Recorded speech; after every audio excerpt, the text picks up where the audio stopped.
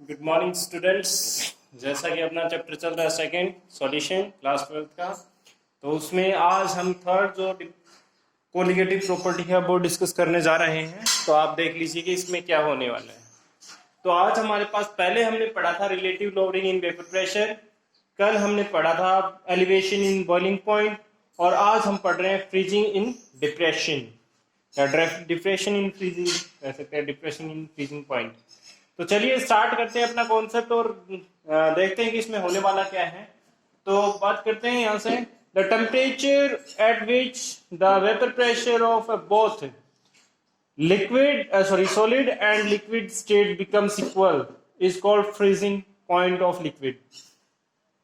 फिर से रिपीट कर लेते हैं कि क्या कह रहा है कि ऐसा टेम्परेचर जिसपे वेपर प्रेशर किसका, दोनों का, सॉलिड का और लिक्विड का इक्वल हो जाए, ठीक है, तो उसे हम क्या कहेंगे, freezing point of the liquid कहेंगे।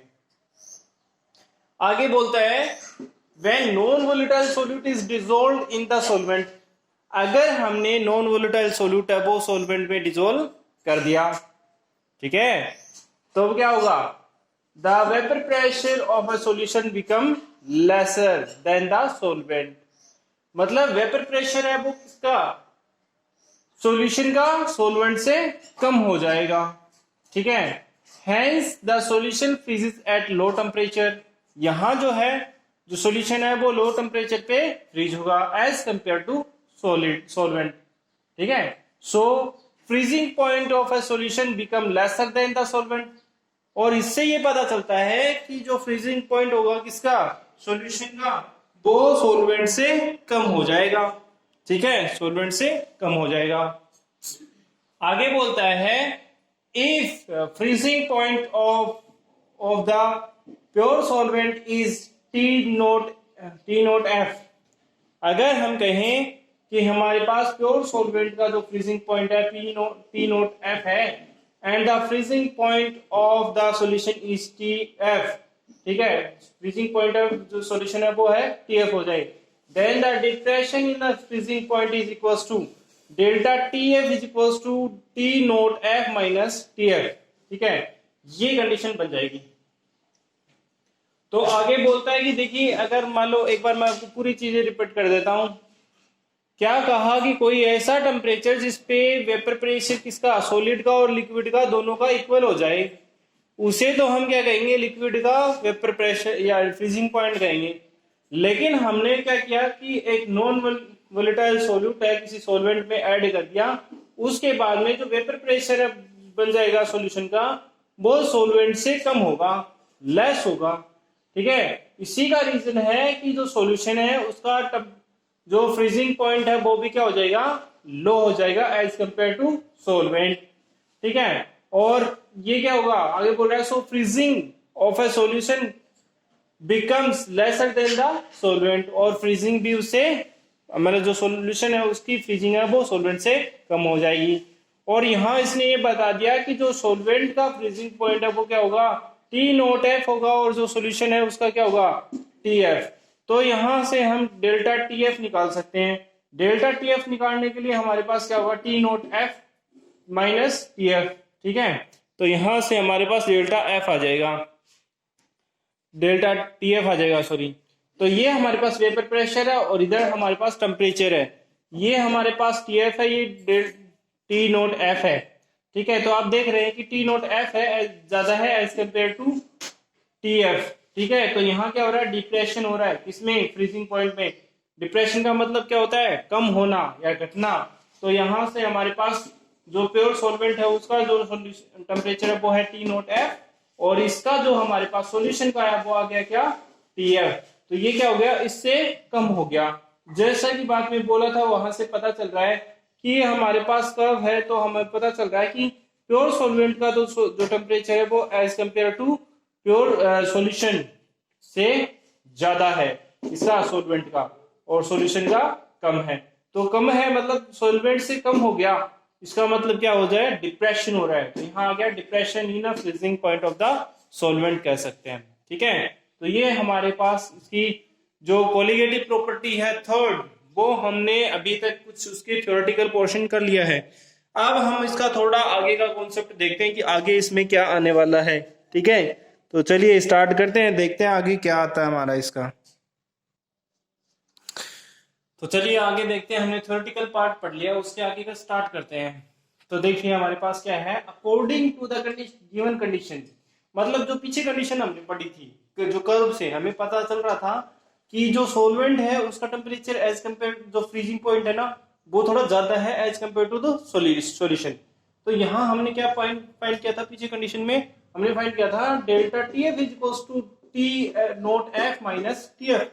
और ये क्या है, प्योर सोलवेंट का फ्रीजिंग पॉइंट है और ये सॉल्यूशन का फ्रीजिंग पॉइंट है। तो ये लेस होगा, यानी सॉल्यूशन का फ्रीजिंग पॉइंट है वो लेस होगा और सोलवेंट का वो थोड़ा सा ज्यादा होगा। ठीक है, आगे बोल रहा है it is clear from the given condition, इससे ये इस कंडीशन से ये प्रूव हो जाता है, पीछे जो हमने पढ़ा है उससे प्रूव हो जाता है कि हम क्या लिख सकते हैं, यहां लिख सकते हैं delta T F is directly proportional to delta P. मतलब जो हमने पार्शियल प्रेशर की बात की थी हमने पहले लोअरिंग इन वेपर प्रेशर में, relative lowering in vapour pressure में, वहां हमने पढ़ा था कि delta P directly proportional to X B. ठीक है, तो वहीं से ये कंडीशन हम यूज कर सकते हैं और हमारे पास क्या आ जाएगा, delta T F directly proportional to delta P.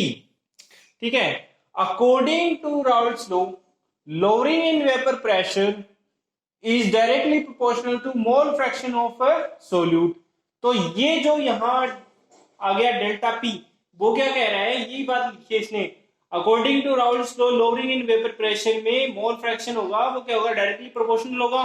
तो क्या होगा, यहां देखो ये हमारे पास आ गया है delta P directly proportional to X B. ये प्रोपोर्शनलिटी का सिंबल नहीं लगाया, सॉरी, यहाँ इक्वल का सिंबल लगा दिया है, तो वो आप इससे समझ जाए कि यहाँ ये क्या है, ये है डायरेक्टली प्रोपोर्शनल का सिंबल। ठीक है, तो यहां क्या आ जाएगा, यहां आ जाएगा हमारे पास delta P directly proportional to X B is the mole fraction of solute. और यहां से हम इसी कंडीशन को यूज करेंगे, इसको इसकी जगह मतलब प्रोपोर्शनलिटी के सिंबल को हमने क्या ले लिया, के। ठीक है, तो हम क्या लिख सकते हैं, एक्स बी की वैल्यू क्या आएगी हमारे पास, ये इसके मोल फ्रैक्शन का जो फॉर्मूला है वो ये है W B over M B whole over क्या है W A M over M A plus W B over M B. ये हमारे पास क्या आ गया, मोल फ्रैक्शन का फॉर्मूला आ गया। अब बोल रहा है कि आगे, तो अगर हम इसको कैसे लिखेंगे, ऐसे लिखेंगे delta T F direct is equal to K B sorry K X B की वैल्यू क्या है ये, तो हमने इसमें ये वैल्यू पुट कर दी इस इक्वेशन में। तो यहां से हमारे पास ये कंडीशन आ गई। फिर बोल रहा है कि for the dilute solution sorry, तो यहां बोल रहा है कि ये बहुत ही कम हो जाता है एज कंपेयर टू इसके, वेरी वेरी लेस हो जाएगा कौन, ये वाला। तो हमारे पास मान लिया कि ये बहुत ही कम है, तो यहां से इसको निग्लिजिबल मान लिया। तो हमारे पास कंडीशन क्या बचेगी, सिर्फ ये और ये, तो हमने ये रख दिया डब्ल्यू बी और एम बी और में डब्ल्यू ए और M A equals to delta T F equals to K dot M. मतलब यहां इसको शिफ्ट कर लिया इस कंडीशन को, ये जो हमारे पास एम ए है उसको हमने इधर ले लिया। ठीक है, और ये सारी चीज, ये वाला है वो क्या हो जाएगा, ये सब फिक्स हो जाएगा, ये घूम के नीचे आ जाएगा, ये सारी ऐसे हो जाएंगे। तो ये हमारे पास क्या हो जाएगा, delta T F is equal to K dot M A और W B over M B to W A. ठीक है, और इसको हम के एफ भी लिख सकते हैं क्योंकि फ्रीजिंग हो रहा है तो इसमें के एफ लिखेंगे इसको, तो हम इसको के एफ लिख सकते हैं। तो आगे देखिए delta T F is equal to K F dot M. M क्या है, एम है मोलिलिटी ऑफ अ सॉल्यूशन। ठीक है, मोलिलिटी ऑफ सॉल्यूशन। और के एफ क्या आ गया, मोलर डिप्रेशन कांस्टेंट और क्रिस्कोपिक कांस्टेंट कह सकते हैं। ठीक है, तो ये हमारे पास क्या हो गया, डिप्रेशन इन फ्रीजिंग हो गया है।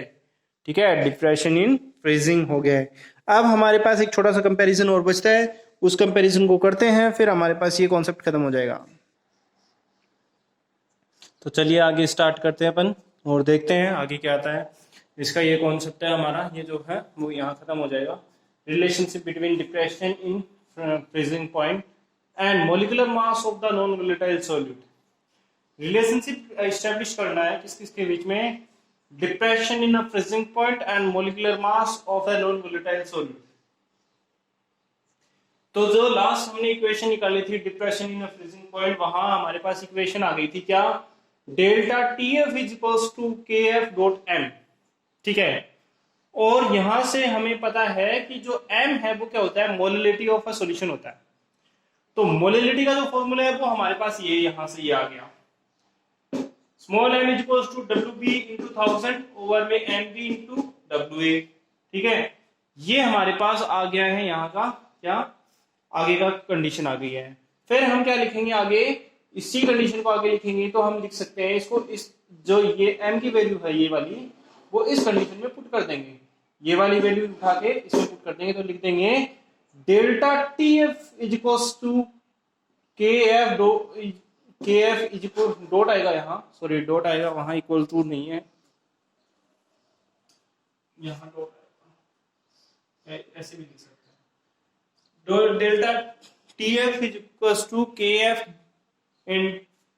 इंटू में क्या हो जाएगा WB इंटू 1000 और में MB इंटू WA, ठीक है।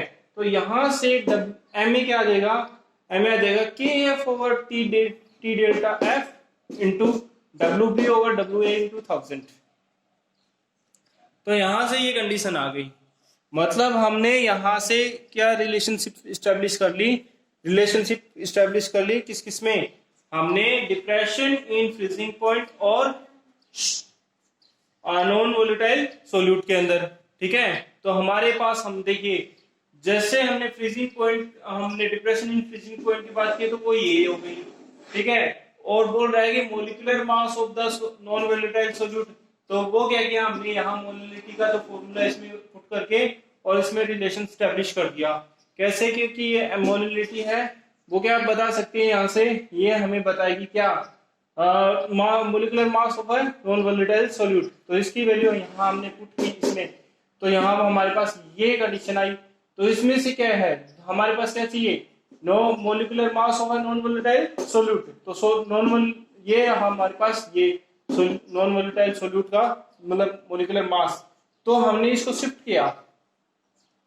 जब हमने इसको शिफ्ट किया तो हमारे पास क्या कंडीशन बन जाएगी, वो सारी इसके साथ आ जाएंगे और ये हमारे पास कंडीशन बन जाएगी। तो यहाँ ये क्या है, ये फॉर्मूला है किसका, non molecular mass of non volatile solute का निकालने का तरीका ये है, ठीक है। तो इसने यहाँ सारी चीजें क्लियर कर दी है कि WB इज इक्वल्स टू क्या होगा, मास ऑफ द सोल्यूट, MB क्या होगा, मोलिकुलर मास ऑफ सोल्यूट, और WA mass of a solvent, और KF is the molar depression constant कह सकते हैं, ठीक है, अकॉर्डिंग टू वॉल्टहॉफ लॉ, ठीक है। KF is related to the latent heat of a vaporisation.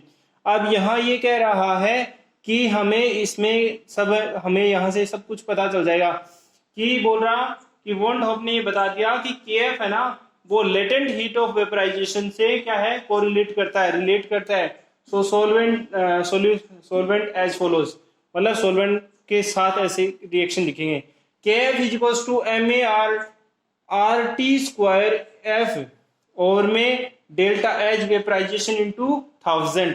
अब यहाँ कौन कौन सी चीजें हैं, KF तो हो गया हमारे पास मोलर डिप्रेशन कांस्टेंट, ठीक है, और MA क्या हो गया, MA हो गया हमारे पास molecular mass of the solvent, molecular mass of the solvent, R is the gas constant आपको पता है, और TF इज द क्या हो गया, TF क्या है हमारे पास सॉल्यूशन में जो सॉल्यूशन का फ्रीजिंग पॉइंट होता है वो होता है। डेल्टा H क्या है, डेल्टा H है the vaporisation, latent heat of vaporisation कह सकते हैं डेल्टा H, और 1000 उसके इंटू में आ जाएगा। ओके, तो ये हमारे पास आज का कॉन्सेप्ट है, हमारा जो हम पढ़ रहे हैं आज का जो है हमारा लास्ट, या कह सकते हैं एक तरह से आज का टॉपिक था ये कि क्या depression in a freezing point. तो ये हमारा कंप्लीट हो गया है। आप लोग इसके नोट्स बनाइए और अपनी नोटबुक में लिखते रहिए, ओके, और मुझे सेंड करते रहिए। Okay, have a nice day everyone and good bye.